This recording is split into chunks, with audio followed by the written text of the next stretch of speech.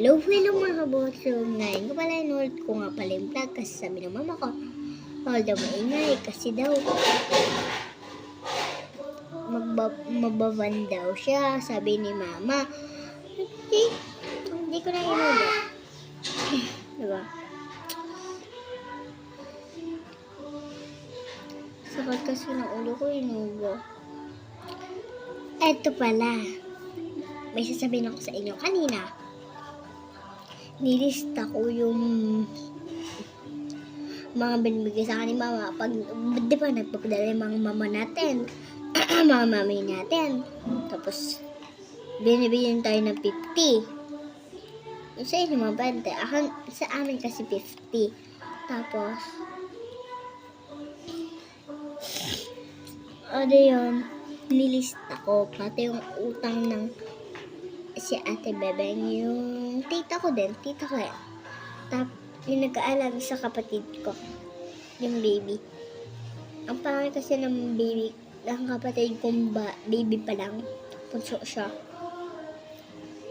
Nicole, tapos ako naman po, tapos yung ate ko naman Ining. Dito siya. Ito kasi, nilista ko siya kanina, diba? Ipodraw yung mga nanin natin.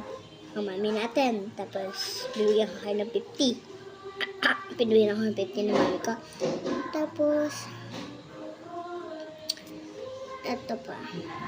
Lista ko rin yung anang tita ko yung. Si Ate Bing ba yung nag-aalaga sa kapatid ko?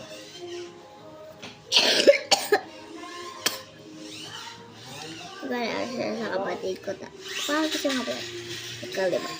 Ang cute ng pangalan ng Nicolay. Sa kabotso. At tapos, may utang kasi yung naghahalaga sa kapatid ko.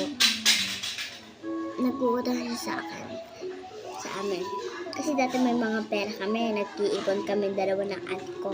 Pero minsan yung ate ko para gastos yan. Pero ngayon hindi na siya para gastos. Sabi niya sa akin pag naggastos ako. Ngayon naman ako para gastos. Sabi niya sa akin pag naggastos ako, huwag mo nang gastusin yan. Kasi iipon daw natin yan. Nakikinig naman siya kay mama pero minsan di siya nakikinig. Ang tamad-tamad talaga ng ate ko na yan. Yung kami na, hinutosyon mo siya. Natawa siya ng kanta. Sabi ng tita ko kasi, anong balak niyo? Di ba kayo magpapalitan damit? Kasi wala kami tubig dito. Nagpapawas kasi kami may tulo. Tapos, siguro, kumakanta kami dito kanina. Tapos,